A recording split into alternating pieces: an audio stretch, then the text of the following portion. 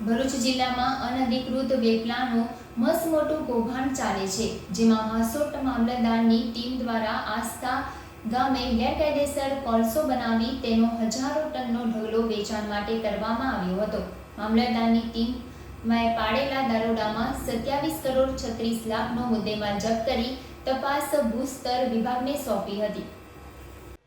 હાંસોટ મામલતદાર અને તેમની ટીમે આસ્થા ગામે 2 મહિનાથી ગેરકાયદેસર અનધિકૃત રીતે સ્ટોરેજ કરાતા 36,000 મેટ્રિક ટન કોલસાના જથ્થાને સીઝ કર્યો છે.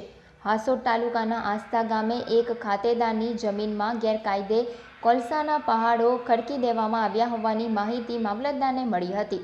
માહિતીના આધારે હાંસોટ મામલતદાર રાજન વસાવાએ ટીમને સાથે રાખી 11 જુલાઈના રોજ સવારે 10 કલાકે દરોડા પાડ્યા હતા.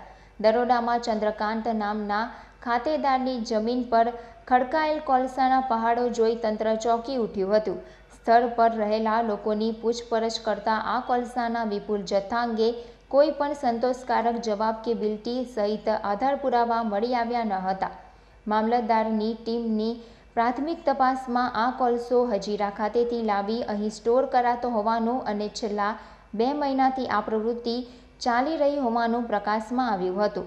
સુરતના સચિનમાં આવેલી સ્ટીમ હાઉસ કંપનીનો આ કોલસાનો જથ્થો હોવાનું ખુલતા ટીમે કંપનીના સત્તાધીશોનો સંપર્ક કરવાનો પ્રયાસ કર્યો હતો. જોકે સંપર્ક થઈ શક્યો ન હતો. સ્ટીમ હાઉસ કંપની સચિનમાં 2014માં સ્થપાઈ હતી, જે બાદ અંકલેશ્વર જીઆઈડીસીમાં કાર્યરત કરાઈ હતી.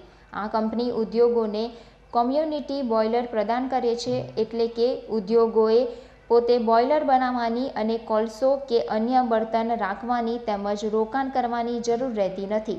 કંપનીના બોઇલરમાં ઉત્પન્ન થતી સ્ટીમ તે પાઇપલાઇન મારફતે બીજા ઉદ્યોગોને પૂરી પાડે છે. અંકલેશ્વરમાં કંપનીનું 60 ટન પ્રતિ કલાકની ક્ષમતાનું બોઇલર આવેલું છે. આ બોઇલરમાં કોલસો બાળી તેમાંથી પેદા થતી વરાળ અન્ય કંપનીએ વેચાય છે. હજીરાથી કોલસો લાવી હાંસોટમાં આ કોલસો સ્ટોરેજ કરાતો હતો, જેને અંકલેશ્વર બોઇલરમાં બાળવા રવાના કરવામાં આવ્યો હતો. મામલતદારની ટીમે આસ્થા ગામે ગેરકાયદે અનધિકૃત સ્ટોરેજ કરાયેલા 36,000 મેટ્રિક ટન કોલસા સાથે સ્થળ પરથી એક હાઇવા હિટાચી મશીન સીઝ કર્યા છે. અંદાજિત રૂપિયા 28 કરોડ 48 લાખનો મુદ્દેમાલ જપ્ત કરી વધુ તપાસ ભરૂચ ખાણ ખનીજ વિભાગને સોંપવામાં આવી છે.